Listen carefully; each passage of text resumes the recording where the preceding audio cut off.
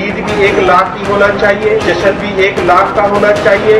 अगर ये धांधली की कोशिश करे और 47 बनाने की कोशिश करे तो धरना भी 1 लाख का ही होना चाहिए, उससे कम नहीं होना चाहिए। शहबाज शरीफ साहब, अगर ये अवाम का मुतालबा है कि नया कनाल नामंजूर है तो पाकिस्तान पीपल्स पार्टी अवाम के साथ खड़ी होगी, आपके साथ खड़ी नहीं होगी। मैं इनके साथ था, हूँ और इंशाल्लाह रहूंगा कि एक कतरा भी इनके पानी का हिस्सा किसी और सूबे को नहीं जाना चाहिए। मैं अकेला नहीं, प्राइम मिनिस्टर पेश होंगे। मैंने मुराद अली शाह साहब कल यही कहा, ये 100% पंजाब के होगा। उसके बाद फिर हम जो इस वक्त एक पोलिटिसाइज कर दिया गया उसको बैठ के फैसला करेंगे इसको कैसे हैंडल करना है। भाई पहले चेक कर लो और तय कर लो ये कौन सा पानी है जो सदर पाकिस्तान की मंजूरी है, डॉक्यूमेंटेड है, साइंड है, उसके ऊपर जो है वो बात कर ले। सिर्फ और सिर्फ कैनाल के मामले के ऊपर सियासत हो रही है। आप जिस इशू पर सियासत की दुहाई या हमें ताना दे रहे हैं, इस इशू पर जंगे हो जाती हैं। आप डरे उस दिन से जब खुदा न ख्वास्ता इस हसास इशू पर कोई जंग का माहौल क्रिएट हो। जिस तरीके से आप इसका मजाक उड़ा रहे हैं, हमें लग क्यों रहा है कि पाकिस्तान में आग लगाने की कोशिश की जा रही है। अगर आप 2009 से देखें तो मैंने जो नंबर देखे तकरीबन 30% कम हो गई जो कनाल में पानी है, दरियाओं में पानी है। अब अगर वो भी कम हुआ है और फिर आप इजाफी कनाल बनाएंगे तो पानी किसी और के हिस्से तो देना पड़ेगा ना। ये तो मुमकिन नहीं है कि आप एक सूबे का दूसरे सूबे को दे दें। ये हुकूमत को चाहिए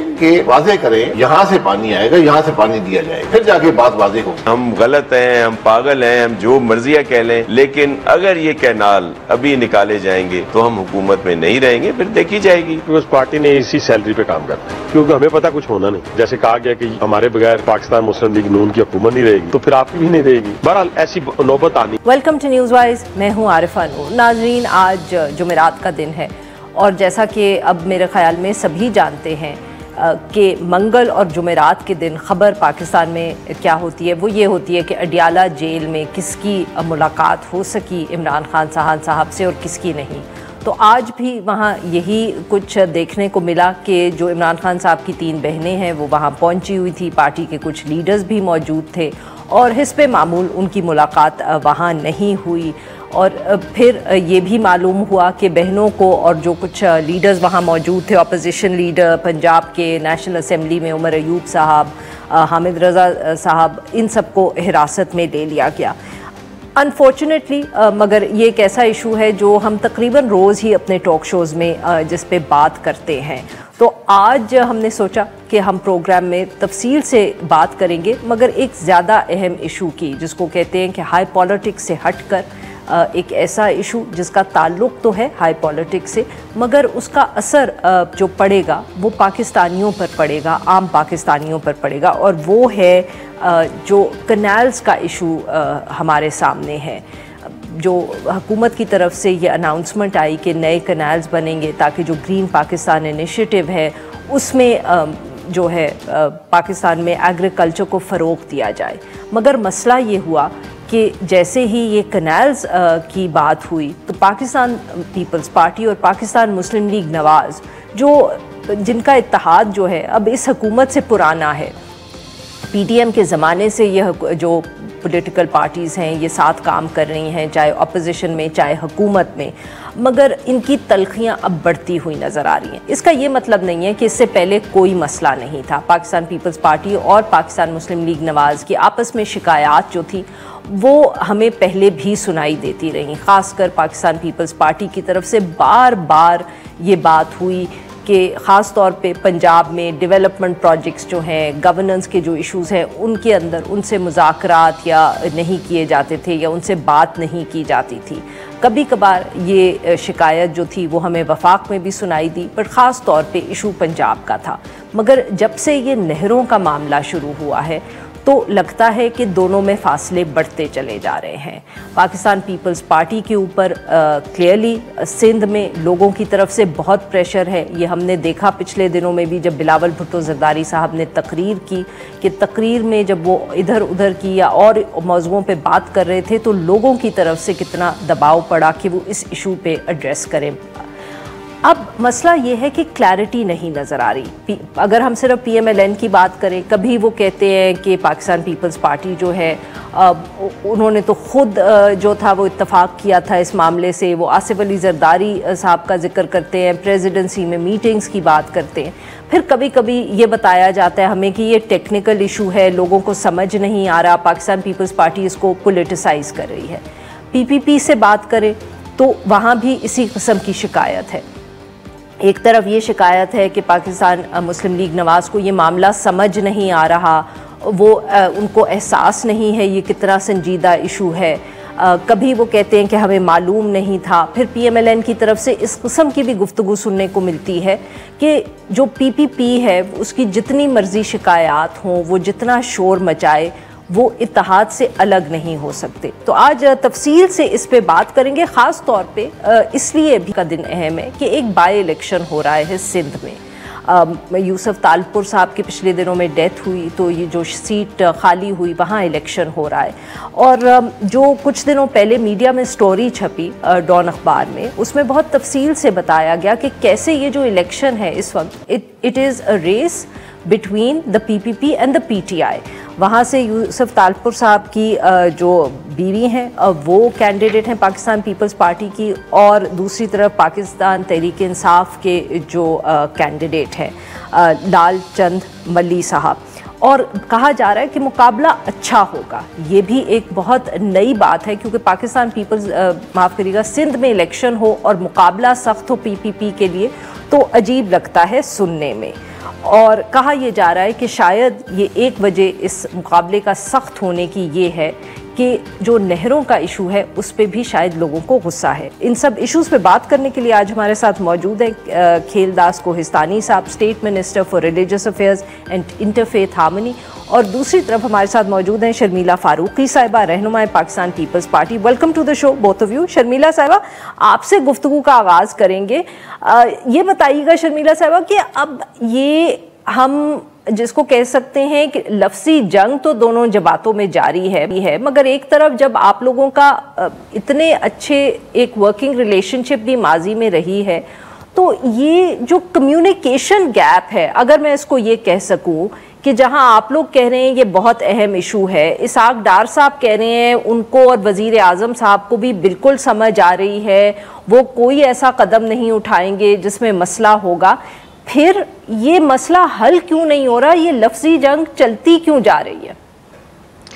जी शुक्रिया आरफा साहिबा। देखिए जी, हमारी तरफ से तो लफाजी जंग नहीं है। हमने तो सिंध का मुकदमा टेक्निकल ग्राउंड्स के ऊपर लड़ा है, बेशुमार खतूत लिखे हैं, सिंध असम्बली रेजोल्यूशन ला चुकी है, कौमी असम्बली में इस पर बात हो चुकी है, रेजोल्यूशन जमा हो चुकी है। चेयरमैन बिलावल भुट्टो जरदारी साहब ने अपने जलसे के अंदर बाकायदा ऐलान किया है और दरख्वास्त की है कि इस मंसूबे को रद्द किया जाए। सदर आसिफ अली जरदारी साहब ने अपने ख़िताब में पार्लियामान से इसको कहा है कि मैं इसको इंडोर्स नहीं कर सकता क्योंकि यूनिलैटरल डिसीजन है। सो जहाँ तक पीपल्स पार्टी का ताल्लुक है, we are very clear in our demand, और हमने on the floor of the house ये डिमांड की है कि काउंसिल ऑफ कॉमन इंटरेस्ट का इजलास बुलाया जाए और उसमें ये मंसूबा रखा जाए ताकि वहाँ फ़ैसला हो आया इसको बनना है या नहीं बनना है। अब जो डिले आ रही है और जो हेजिटेशन आ रही है और जो लफ्ज़ों की बातचीत आ रही है, वो तो PMLN की जानिब से आ रही है। इसहाक डार साहब ने अश्योरेंस दी on the floor of the house कि जी सिंध का पानी नहीं लिया जाएगा। वी वेलकम दैट, लेकिन assurances need to translate into reality. सिर्फ अश्योरेंस ये देना कि जी नहीं लिया जाएगा, वो तो अभी भी लिया जा रहा है। इस वक्त जब सिंध के अंदर 62% पानी की कमी है और पंजाब के अंदर 53% पानी की कमी है, तो TP लिंक कैनाल खोल दिया है और इंडस से पानी आप लेके जा रहे हैं। तो यही हमारा खदशा था कि जब मुल्क के अंदर पानी ही नहीं है, पानी की शदीद किल्लत है, जब पंजाब भी कहता है जी मैं अपने हिस्से का पानी दे रहा हूँ, तो जब पंजाब के पास अपना ही पानी नहीं है तो वो कहीं से तो अपना पेट पूरा करेगा ना। तो फिर आप हमसे पानी लेंगे, और अगर आप इंडस से पानी लेंगे तो इंडस सूख जाएगा और सिंध सूख जाएगा। तो ये तो एक बहुत बड़ा मसला है ना, it's a matter of life and death. आप अगर हमारा रोज़गार छीनने जा रहे हैं, हमारी लाइवलीहुड छीनने जा रहे हैं, हमारे सूबे की हरियाली छीनने जा रहे हैं, तो इसके ऊपर तो हम चुप नहीं बैठेंगे ना। This is where we draw a red line. अच्छा शर्मिला साहबा, इस मैं आपका सवाल अगर कि ये आपकी बातों से मुझे ये लग रहा है शर्मिला साहबा कि पीपीपी का ये मौक़िफ़ है कि आप लोगों के लिए ये कहना या किसी किस्म की कोई गारंटी के पानी पे फर्क नहीं पड़ेगा इज नॉट इनफ। आपका मौक़िफ़ ये है कि ये कैनाल्स बननी ही नहीं चाहिए। क्या मैं सही कह रही हूँ? आपने बिल्कुल सही समझा आरिफा साहबा, ये कैनाल्स बनने ही नहीं चाहिए। हमने ये मुतालबा किया है कि ये मंसूबे को रद्द कर दिया जाए। देखिए, अगर तो आपके मुल्क के अंदर वाफिर मिकदार के अंदर पानी हो और नहरें बह रही हों और तरबेला जो है वो ओवरफ्लो कर रहा हो, तो फिर आप सोचें ना रेगिस्तान को हरा भरा करने के लिए। लेकिन जब आपका इंडस रिवर, इंडस डेल्टा जो है बेर मिनिमम 8.6 MAF के ऊपर जो है वो सरवाइव कर रहा हो, which is the minimum required level as per international water experts, तो फिर आप ये मुझे बताइए कि आप कहाँ से पानी लेंगे? अभी तो सिंध को पानी पूरा नहीं पड़ा है। इस वक्त हम चावल लगाने जा रहे हैं और चावलों के लिए पानी नहीं है सिंध के अंदर। We don't have water. Similarly PMD ने तो अलर्ट जारी किया है कि पंजाब, सिंध और बलूचिस्तान में कहत साली की सिचुएशन हो सकती है। तो ऐसे माहौल में तो नए कैनाल बनने का कोई किसी किस्म का कोई मंसूबा नहीं बन सकता ना, सोच ही नहीं सकते आप। बिल्कुल ठीक। खेलदार साहब, सर आपने सुनी शर्मिला साहिबा की गुफ्तगू, तो सर अब ये बताएं कि अब हम किसकी बात पर यकीन करें PMLN में? इसहाक डार साहब जो कह रहे हैं आप फिक्र ना करें, फिर अज़मा बुखारी साहिबा जो कह रही हैं कि ये तो जरदारी साहब ने खुद इस पे दस्तखत किए हुए हैं, मीटिंग हुई है, या हनीफ अब्बासी साहब जो कहते हैं कि PPP इसी तनख्वाह पे काम करेगी। सर पार्टी या हुकूमत मौक़िफ़ क्या है? आरफा, बहुत शुक्रिया, आपने एक अहम इशू पे बात करने का मुझे मौका फराहम किया। देखें, ये जो आपने जिन हमारे लीडरों की बात की कि इन्होंने ये बयान दिया, फ़लाने ने ये बयान दिया, इसी तरह पीपल्स पार्टी की तरफ से मुख्तलिफ लीडर हैं, मुख्तलिफ बातचीत करते हैं। मगर जो गवर्नमेंट की पॉलिसी की आप पूछ रहे हैं, तो पॉलिसी स्टेटमेंट हमारे डिप्टी वज़ीर आज़म इसहाक डार साहब ने जब पीपल्स पार्टी ने ऐवान में बात की तो उसको जवाब भी, रिस्पांस भी दिया, और उसके साथ अता तारड़ साहब जो हमारे इंफॉर्मेशन मिनिस्टर है उन्होंने भी बात की, और जो पानी के वज़ीर हैं वो उन्होंने भी बात की। अब बात सीधी सी है, देखें सिंपल बात है, दो सूबों का इख्तिलाफ़ है। पंजाब कहता है कि हम अपने हिस्से से कैनाल बनाएंगे और पानी इस्तेमाल करेंगे, अपने वसाइल बनाएंगे। सिंध कहता है कि हमारा पानी जो है वो जो हमारे सिंधु दरिया से लिया जाएगा। अब बात ये, जो बात शर्मिला कह रही है बिल्कुल ठीक है, पानी की कमी है। पानी की कमी सिर्फ सिंध फेस नहीं कर रहा है, पूरा पाकिस्तान फेस कर रहा है, पंजाब फेस कर रहा है, सिंध कर रहा है। ये बात ठीक है, ये रियलाइज़ करनी चाहिए कि पंजाब भी फेस कर रहा है, अकेले सिंध नहीं कर रहा है। दूसरी बात ये है कि पानी की तकसीम के लिए इरसा मौजूद है, आइन जो 91 का रिकॉर्ड है वो हमारे पास मौजूद है। कोई सूबा ज़बरदस्ती किसी का एक कतरा पानी नहीं ले सकता, ना ले रहा है ना लेगा। ये आइन ने हमें प्रोटेक्शन दी हुई है, ये उस मुआहदे ने हमें प्रोटेक्शन दी हुई है। उसके लिए अब मैं कैनाल बनना चाहिए नहीं बनना, ये अलग बेस है। सर आपने बात तो सही की, बट सर यही तो शर्मिला साहिबा से मैंने पूछा और यही तो उन्होंने बहुत कैटेगोरिकली कहा कि पाकिस्तान पीपल्स पार्टी का मौक़िफ़ ये है कि वो उनके लिए ये कहना हुकूमत का काफ़ी नहीं है या गारंटी देना पानी के ऊपर काफ़ी नहीं है, वो तो इन कैनाल्स को एक्सेप्ट करने को ही तैयार नहीं है। तो सर अब PMLN को कहीं ना कहीं तो इस इशू पे कोई फैसला करना पड़ेगा ना, कि अगर आपकी इत्तेहादी जो है जिसकी वजह से आपकी हुकूमत जो है वो खड़ी है, वो अगर कह रही है कि वो कैनाल्स उनको वो एक्सेप्ट ही नहीं करेंगे इन प्रिंसिपल, तो सर फिर आप पानी के ऊपर गारंटी देने से तो मामला हल नहीं होगा। देखिए, मैं बात करूं, शर्मिला बात करे, तो ये बात एक होती है, मगर असल बात जो है ना, एक आईनी फोरम मौजूद है जहाँ पे इसका हल निकलना है। ये ना कागजों में निकलना है, ना जब्तों में निकलना है, ना सड़कों पे निकलना है। इसका अल्टीमेटली हल जो है ना आईनी फोरम है। सर बट आईनी फोरम भी आपकी हुकूमत ने ही उसको कॉल करना है ना, उसकी मीटिंग को। देखें, मैं वही कह रहा हूँ, हमने पीपल्स पार्टी को ये इंश्योर कराया है कि देखें, जिस तरह डिप्टी वज़ीर आज़म ने फरमाया कि हमने एक मिनट में पीपल्स पार्टी या सूबाई हुकूमत की दरख्वास्त से इस मंसूबे की मंजूरी नहीं दी है, जल्दी तौर पे रोका हुआ है। तो कोई एक तरफा फैसला हुकूमत नहीं करने जा रही है, ना किया है अभी तक। जो भी फैसला होगा मुशावरत से, एक दूसरे के सपोर्ट से, क्योंकि ये आपको तो पता है, मुझे भी पूरी दुनिया को पता है, ये हुकूमत ना कोई बिल पास करती है अकेले, ना कोई ऐसा फैसला कर सकती है, ना इतनी हमारे पास रहता है। तो पीपल्स पार्टी को नाराज या सिंध हुकूमत को नाराज करके हमारी हुकूमत कोई ऐसा कदम नहीं उठाएगी। हाँ, बातचीत जरूर होगी, ये जमहूरियत का हुस्न है, डिबेट होगी, दलील से होगी, एक दूसरे की बात सुनी जाएगी, और वो आईनी फोरम जिस तरह आप कह रही है कि PTI को भी वजीर आजम जरूर कॉल करेंगे, उस पर ये बात आएगी। और सेनेट में चारों सूबों की एक जैसी नुमाइंदगी है, कौमी असेंबली में इनकी दूसरी बड़ी जमात, तीसरी बड़ी जमात है, तो ये फोरम सारे मौजूद है। कोई इस तरह का कदम नहीं उठाया जाएगा जिससे वफाक कमजोर हो, जिससे सूबों के दरमियान कोई तजाद हो या नफरत पैदा हो। तो हम इसको बड़े खूबी से इस मामले को हल करेंगे, और हुकूमत की पीपल्स पार्टी की क़यादत से हमारे वजीर आजम शहबाज शरीफ साहब, डिप्टी वजीर आजम इसहाक डार साहब और बाकी जो सीनियर हमारी कमेटी के अराकीन है, जो Peoples Party day to day business जो होता है उससे आप बात करते हैं, इसके भी हम इसका हल निकालेंगे। बिल्कुल सही जी। नाज़रीन, यहाँ पे लेते एक छोटी सी break, will be right back. Welcome back नाज़रीन, हम गुफ्तगू कर रहे हैं खिलदास कोहिस्तानी साहब से और शर्मिला फारूकी साहिबा से, और हम उनसे बात कर रहे हैं जो पाकिस्तान पीपल्स पार्टी और पाकिस्तान मुस्लिम लीग नवाज़ में इस वक्त इख्तलाफात हैं। जी शर्मिला साहिबा, पाकिस्तान पीपल्स पार्टी पे लग रहा है कि सिंध में भी बहुत ज़्यादा प्रेशर बढ़ रहा है। जो इतलात मीडिया रिपोर्ट्स हैं आज के बाई इलेक्शन के हवाले से, उसमें भी लग रहा है कि फॉर वंस आप लोगों के सामने एक it's a tough contest for you Sindh में, और एक ऐसी सीट पे जो यूसुफ तालपुर साहब मालूम नहीं कब से जीत रहे थे, कंप्लीट उनकी डोमिनेशन होती थी इस इलाके में।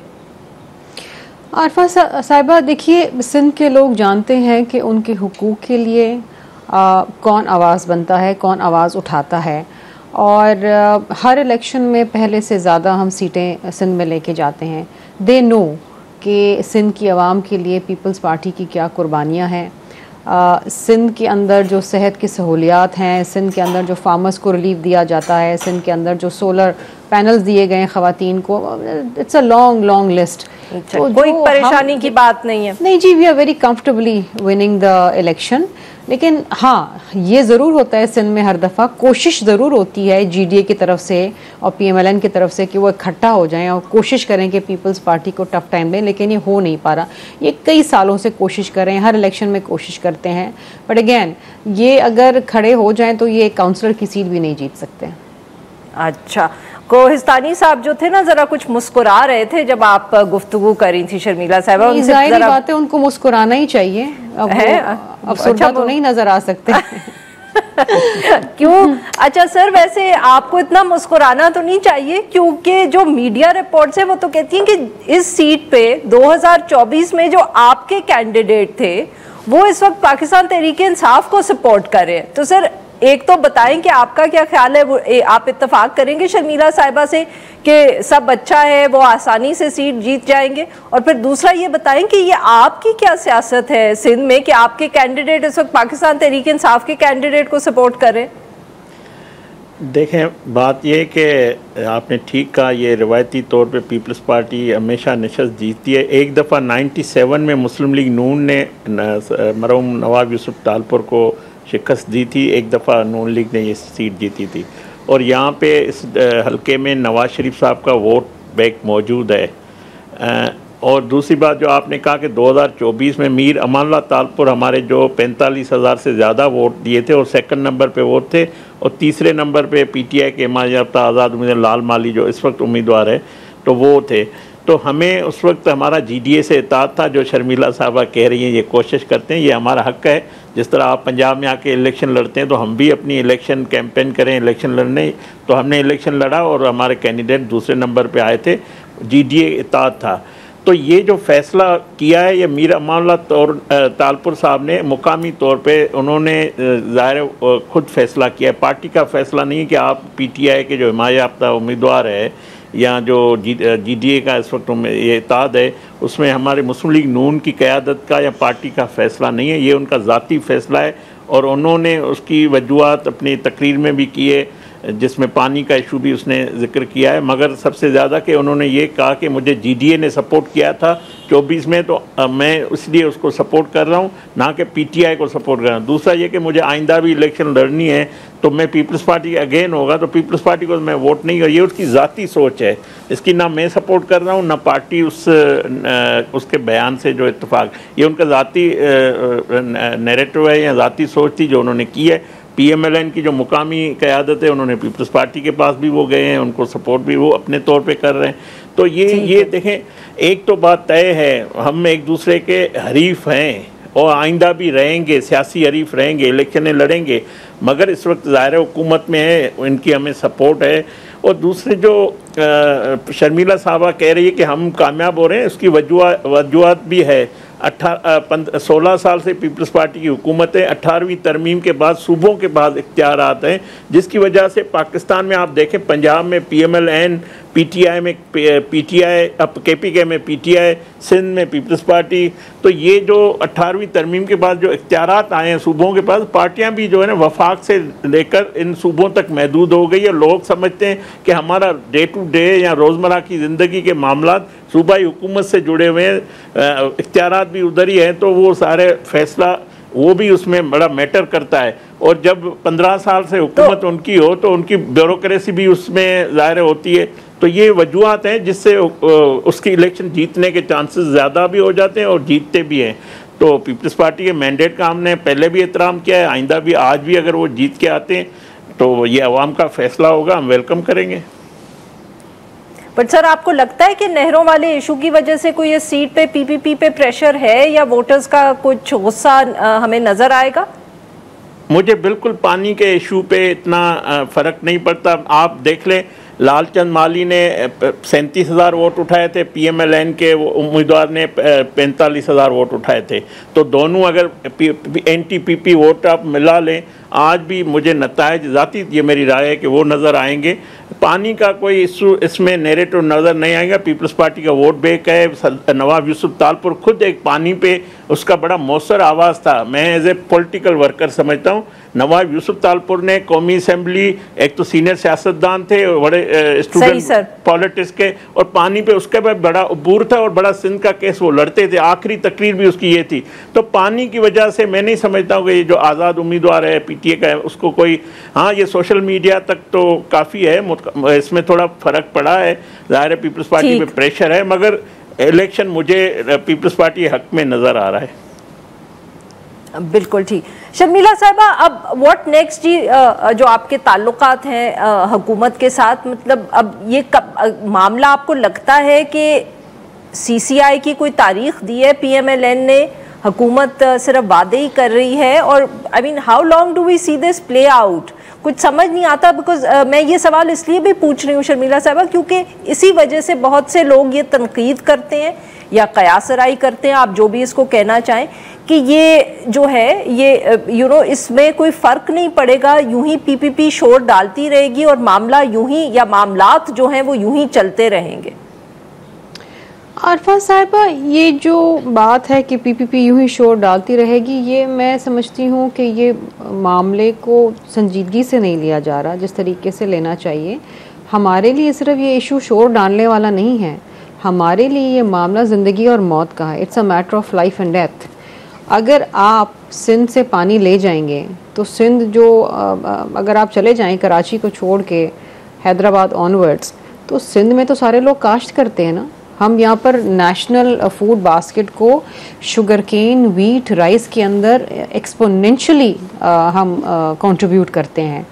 और पिछले साल आपको पता है वीट स्कैंडल जो हुआ था, वीट इंपोर्ट हुई थी, किसान अपनी गंदम नहीं बेच पाया, तो वो तो वैसे ही बेचारा मर गया ना, उसके पास तो आगे काश्त करने के लिए पैसे ही नहीं रहे। शर्मिला साहिबा, इस दफे भी पंजाब हुकूमत ने सपोर्ट प्राइस पहले अनाउंस नहीं की थी, काफी शोर मचा हुआ है। सिंध की तरफ क्या सूरत है? नहीं, यहाँ पर भी देखिए ना, जो मिनिमम सपोर्ट प्राइस है वो एबॉलिश कर दी गई है। अब बेचारा किसान तो बिल्कुल बेयारो अबॉलिश कर दी है। देखिए, अब एक फैसला अगर हो जाता है तो उसको यूनिलैटरली करना पड़ता है। फिर अब ये देखिए कि IMF की वजह से हमें एग्रीकल्चर टैक्स भी लगाना पड़ा है।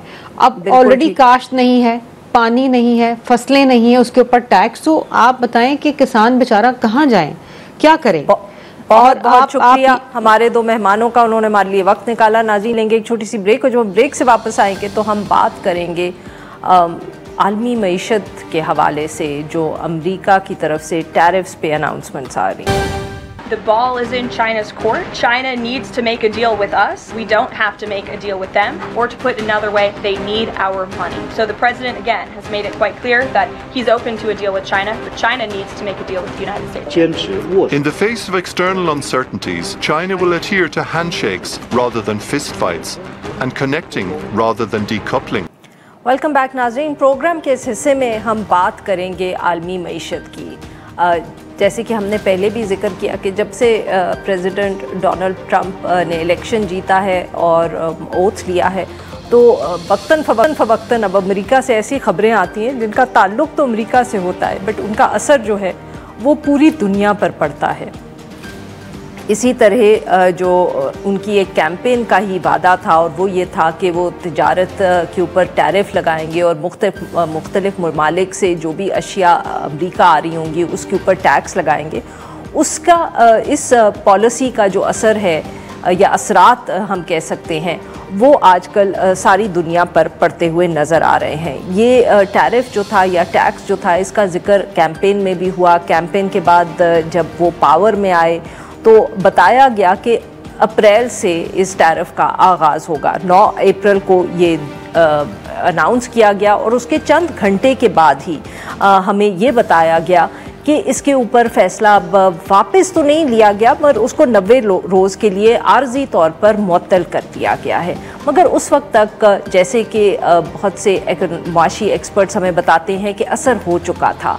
एक जो गैर यकीनी है वो अब फैल चुकी है। हर मुल्क जो है वो एक तरफ अमेरिका से बात भी कर रहा है, क्योंकि अमेरिका ने ये बहुत वाज़ेह कर दिया कि वो चाहते हैं कि दुनिया के मुख्तलिफ ममालिक जो तिजारत करते हैं अमेरिका से, वो बात करें डायरेक्टली हुकूमत से, और एक नया टैरिफ जो है या नेगोशिएशन तिजारत के ऊपर करें।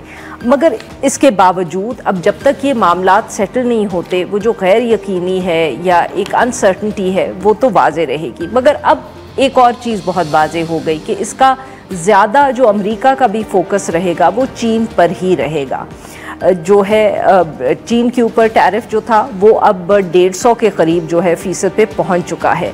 बल्कि यहाँ तक अमरीकनों ने कह दिया है कि इस सारे मामले का मकसद ही चीन को सज़ा देना है और उसको मुज़ाकरात की मेज़ पर आने पर मजबूर करना है। ये जो है इसके बाद फिर और एक्सेप्शन जो थी इलेक्ट्रॉनिक चिप्स वगैरह के हवाले से वो भी अनाउंस की गई, स्मार्टफोन्स के हवाले से। मगर चीन की तरफ से भी रद्द अमल आया।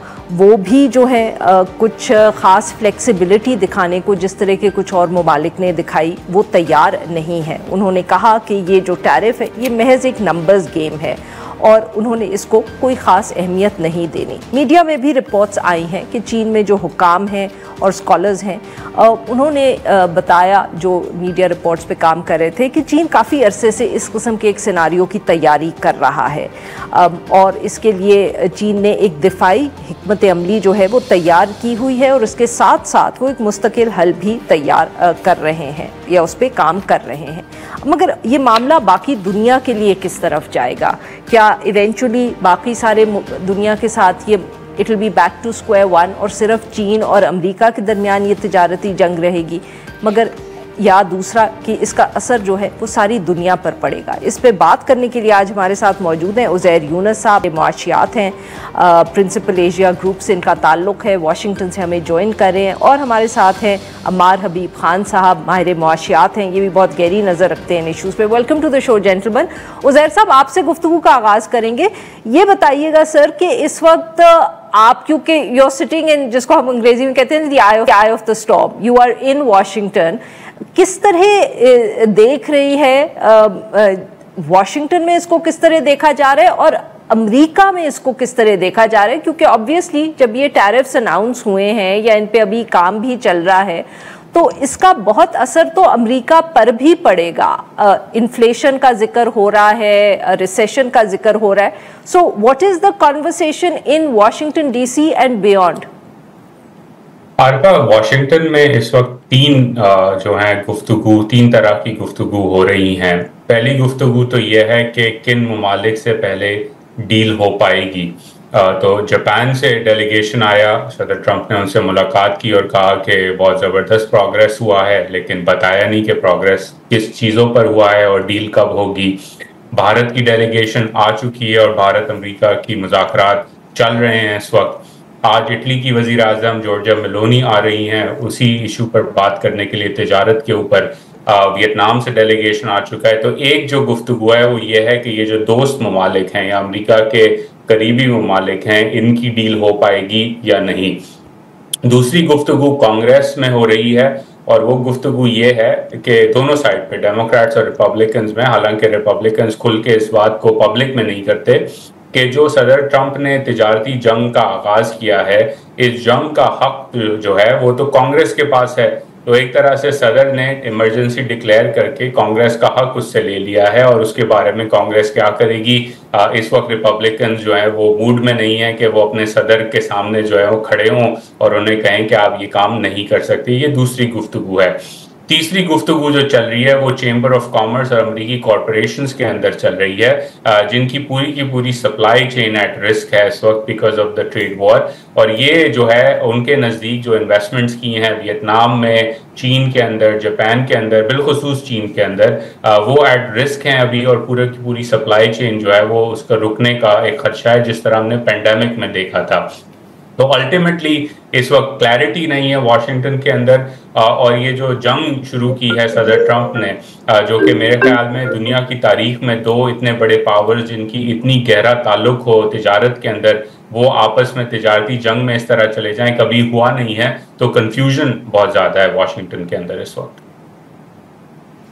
बिल्कुल सही। अमार साहब, आपने उज़ैर साहब की गुफ्तगू सुनी, उन्होंने जो जिक्र किया, obviously that he is talking about you know the kind of questions, किस किस्म के सवालात वहाँ पूछे जा रहे हैं या बहस हो रही है मुख्तलिफ इंटरेस्ट ग्रुप्स में, या जैसे उन्होंने कांग्रेस का भी जिक्र किया।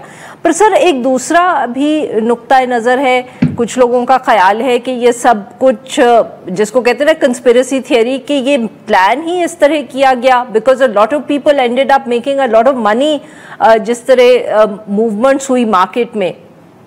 आप उस व्यू को किस तरह देखते हैं?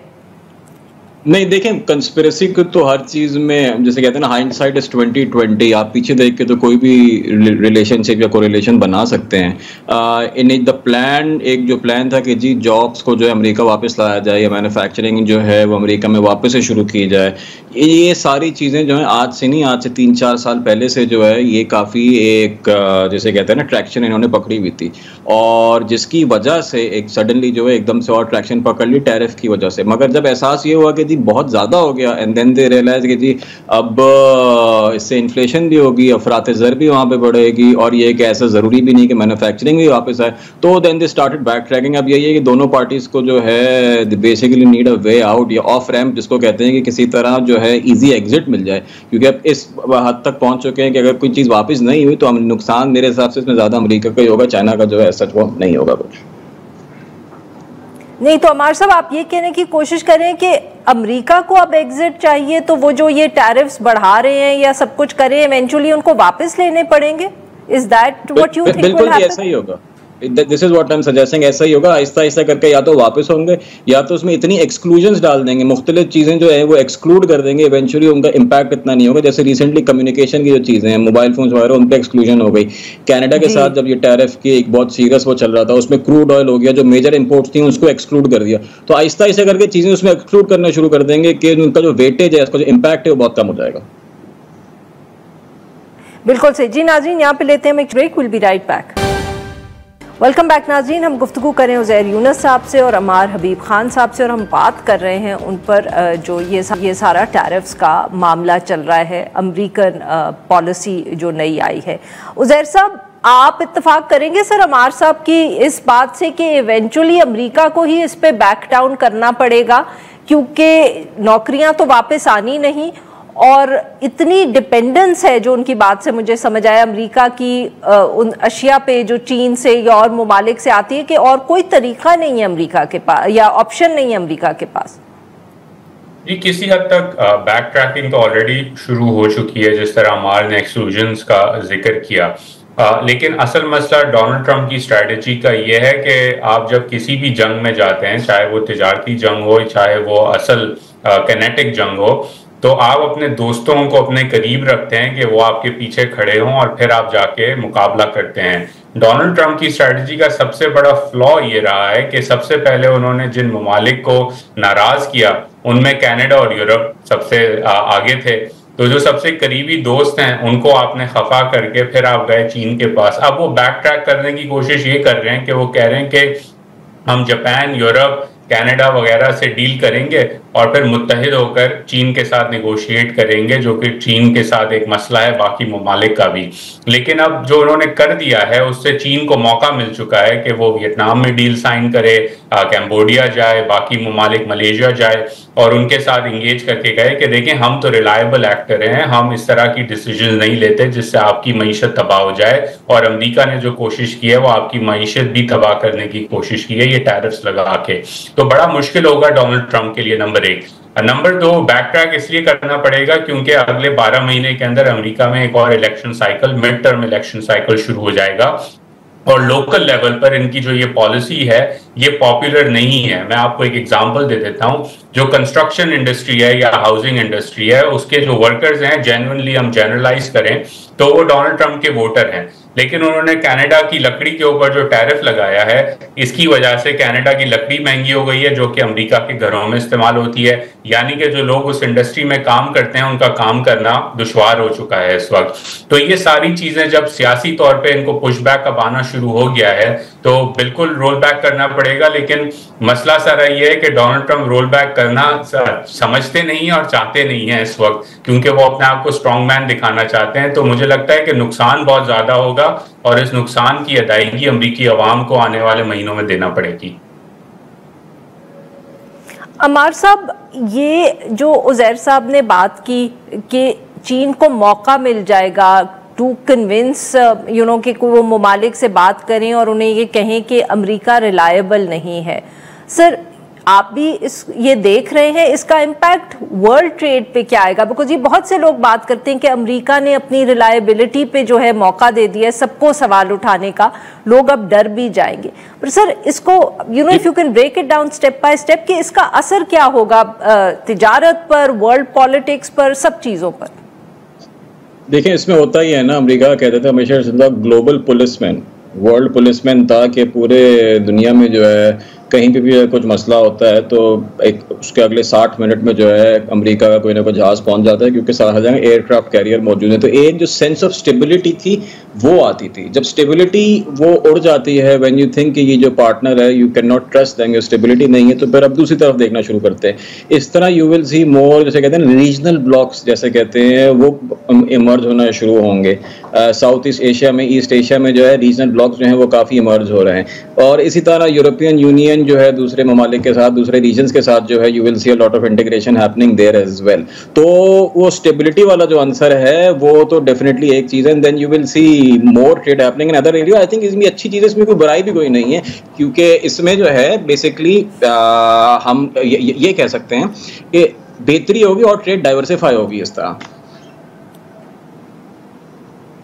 और सर आप उज़ैर साहब आपसे पहले पूछती हुई ये सवाल, then I will take it also to Ammar साहब, कि पाकिस्तान के ऊपर इसका आप असर क्या देख रहे हैं? यहाँ बहुत आजकल गुफ्तगू हो रही है, बहस हो रही है कि फ़ौरन पाकिस्तान को डेलीगेशन भेजना चाहिए, शायद तैयारी भी हो रही है अमेरिका से बात करने की। आप अमेरिका से पाकिस्तान क्या खरीद सकता है, कोई सोयाबीन का जिक्र कर रहा है, कोई तेल की बात कर रहा है। Do you think all of this will be possible? I mean, this is, not really something perhaps which is connected to the larger world trade, but obviously हमारे लिए ये बहुत अहम इशू है।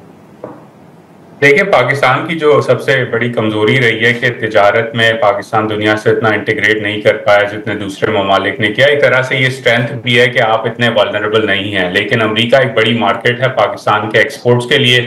तो अगर कोई तरह से आप बैलेंस ला सकते हैं अमेरिकी सोयाबीन खरीद के या गैस या ऑयल खरीद के, तो वो करना चाहिए। नेशनल सिक्योरिटी लेवल पे भी डायलॉग चल रहा है, उसको भी आगे बढ़ाना चाहिए। और मेरे नज़दीक, जैसे हमारे ने रीजनल ब्लॉक्स की बात की, पाकिस्तान के लिए एक अपॉर्चुनिटी है कि जो इश्यूज पाकिस्तान की मईशत को दरकार हैं, जो पुरानी इंपोर्ट सब्स्टिट्यूशन पॉलिसी है, हाई टैरिफ्स जो लगाए हुए हैं पाकिस्तान ने, जो कि एक टैक्स ऑन एक्सपोर्ट्स हैं, उन्हें रिकंसिडर किया जाए as a result of this ongoing trade war, और रीजनल इंटीग्रेशन की तरफ और डाइवर्सिफिकेशन की तरफ जो है वो देखा जाए। चीन से सप्लाई चेन देखें अब बड़ी तेजी से डाइवर्सिफाई होगी because of this lack of stability जो हमारे ने बात की। इसमें पाकिस्तान जैसे ममालिक के लिए अपॉर्चुनिटी है, और अगर पाकिस्तान रिफॉर्म्स करता है, अपनी ट्रेड पॉलिसी पे एक गहरी नजर देखता है, इंडस्ट्रियल पॉलिसी को रिकंसिडर करता है, तो काफी फायदा हो सकता है पाकिस्तान के लिए आने वाले सालों के अंदर। अमार साहब, the same question to you sir, क्या पाकिस्तान के लिए यहाँ अपॉर्चुनिटीज हैं जैसे उजैर साहब ने कहा, पर कितना आसान होगा to negotiate with the Americans? I think Pakistan की बात तो अपॉर्चुनिटीज हैं, क्योंकि हमारा बेस इतना लो है, हमारी जो ओवरऑल एक्सपोर्ट्स हैं या ट्रेड का जो वॉलेट है वो इतना कम है कि ऊपर ही जाने की गुंजाइश है, नीचे तो मतलब बहुत ही कोशिश करेंगे तभी जाके और नीचे जा सकते हैं। तो अपॉर्चुनिटी तो बहुत है, और जैसा कि उज़ैर ने बोला कि और हमारा जो रिलेटिव टैरिफ भी अगर आप देखें जो दूसरे ममालिक के मुकाबले में है वो कम है, तो अपॉर्चुनिटी है मार्केट एक्सपैंड करने की, अपॉर्चुनिटी है कि हम जो है उनके अमेरिका के साथ डेफिसिट अपना कम करें और उसको कोशिश करें कि जितना हम एक्सपोर्ट ज़्यादा बढ़ा सकते हैं। जैसे वियतनाम हो गया, कैम्बोडिया हो गया, ये बहुत सारे ऐसे ममालिक ऐसे हैं, श्रीलंका हो गया, बांग्लादेश हो गया, इनके रिलेटिव टैरिफ पाकिस्तान से ज़्यादा हैं, तो यहाँ पे बिल्कुल एक अपॉर्चुनिटी एग्जिस्ट करती है पाकिस्तान के लिए। मैंने जैसे बोला एक बहुत छोटा साइज है पाकिस्तान के अंदर, लार्जर स्कीम ऑफ थिंग, जिसकी वजह से बढ़ने के चांसेस ज़्यादा हैं। उज़ैर साहब, जैसे आपने और अमार साहब दोनों ने कहा कि इस पे शायद डोनाल्ड ट्रंप साहब को बैक ट्रैक करना पड़े, सर इस इशू पे तो बैक ट्रैक करना पड़ेगा, बट ऑब्वियसली अमेरिका का जैसे वही ग्लोबल रोल की अगर हम बात करें तो इंटरनेशनल फाइनेंशियल इंस्टीट्यूशंस पे भी बहुत लोगों का ख्याल है कि that's going to be the next step, कि अमेरिका चाहे वर्ल्ड बैंक हो या IMF हो, इनमें अपनी जो कॉन्ट्रीब्यूशंस हैं या वो कम करेगा, पुल बैक करेगा, सारा ब्रेटन वुड्स सिस्टम अफेक्ट होगा। क्या आप भी एक्सपेक्ट करें? ये एक्सपेक्टेशन बिल्कुल है। इनफैक्ट अगले हफ्ते वर्ल्ड बैंक IMF की स्प्रिंग मीटिंग्स हैं वॉशिंगटन के अंदर, तो यही गुफ्तगू होगी साइड कॉरिडोर्स में कि उनका नंबर कब आएगा। तो एक एक्सपेक्टेशन तो जरूर है। और ये जो ट्रंप इंतजामिया है, इनका सबसे बड़ी जो कंफ्यूजिंग पॉलिसी जो है वो यही है कि वो कहते हैं कि अमेरिका ने जो खुद निज़ाम बनाया दूसरी जंग अजीम के बाद, ब्रेटन वुड्स सिस्टम जिसे कहा जाता है, वो नुकसानदेह रहा अमेरिका के लिए। जो कि ज़्यादातर लोग जो इन चीज़ों को समझते हैं वो कहते हैं अमेरिका का जो सिस्टम अमेरिका ने खुद बनाया था वो अमेरिका के लिए बहुत फ़ायदेमंद रहा है पिछले 50 साल में। लेकिन क्योंकि ट्रंप इंतजामिया और उनके इर्द गिर्द के लोग समझते हैं कि they have been ripped off, उनको लूटा गया है सिस्टम के एवज, तो वो बेंट हैं कि सिस्टम को जो है वो तोड़ा जाए। और मुझे लगता है कि उनकी नज़रें वर्ल्ड बैंक IMF पे ज़रूर जाएंगी आने वाले हफ्तों के अंदर, और शुरुआत जो उसकी होगी वो क्लाइमेट फाइनेंसिंग पर ही होगी, क्योंकि वो एक इशू है जहां रिपब्लिकन बेस भी कहती है कि ये क्लाइमेट चेंज का इशू जो है ये एक होक्स है और इसके एवज अमेरिका की ऑयल और गैस इंडस्ट्री को टारगेट किया जा रहा है। तो मुझे लगता है कि उसको एक एक्सक्यूज बना के वर्ल्ड बैंक IMF पे भी नज़रें रखेंगे वो। अमार साहब, how does this affect Pakistan? Because obviously जहां आप लोग कहते हैं कि एक्सपोर्ट्स पे तो हमारी बेस बहुत नैरो है, मगर सर हमारी जो IMF और वर्ल्ड बैंक के ऊपर शायद डिपेंडेंस है वो तो बहुत ज़्यादा है, हम पर फर्क पड़ेगा? नहीं, बेसिकली डिपेंडेंस ज़्यादा है, उसके कुछ वजूहात है ना, डिपेंडेंस ज़्यादा है कि हमारा जो फिस्कल जो हम तरीक़ाकार है जिसकी तरह मुल्क को चलाते हैं या जो अखराजात करते हैं उसको कंट्रोल नहीं करते, इसीलिए डिपेंडेंस ज़्यादा है। वो चीज़ जो ख़त्म हो जाएगी या उस पर डिपेंडेंस कम हो जाएगी, तो अगर हम थोड़े हालात बेहतर हो जाएंगे, मैक्रो जो तरीक़ेकार है, मैक्रो जो नंबर में बेहतर कर लेंगे, ऑटोमेटिकली डिपेंडेंस खत्म हो जाएगी। और जैसे कि ज़ैन ने पहले बात करी कि बहुत ज़रूरी है, सर इतना आसान तो नहीं है ना पाकिस्तान के लिए डिपेंडेंस ख़त्म करना या बेहतर करना। आप तो ऐसे कह रहे हैं जैसे बाएं हाथ का खेल है। नहीं, दुनिया में 190 ममालिक हैं, 190 में से तकरीबन 160 कर चुके हैं ये वाला काम, ठीक है। तो मतलब ऐसा नहीं है कि बिल्कुल कोई नई चीज करने जा रहे हैं। सिर्फ मेरे ख्याल से 3 या 4 मुल्क हैं जो कि IMF के साथ कंसिस्टेंटली पिछले 30-50 साल से जो है प्रोग्राम में हैं, बाकी नहीं होते, बीच में जाते हैं फिर वो बेहतर कर लेते हैं। तो आई थिंक ये हमारा अपना पर्सनल इंटरनल इशू है बजाय इसके कि दुनिया का इशू हो। और बहुत सारे ममालिक जो है अपने हालात बेहतर करके कई आगे निकल चुके हैं, मगर ये हमें अपने ऊपर है कि हम ये कुछ करना चाहते हैं नहीं करना चाहते। बहुत बहुत शुक्रिया हमारे मेहमानों का, उन्होंने हमारे लिए वक्त निकाला। आज के लिए बस इतना ही। We will be back on Monday now.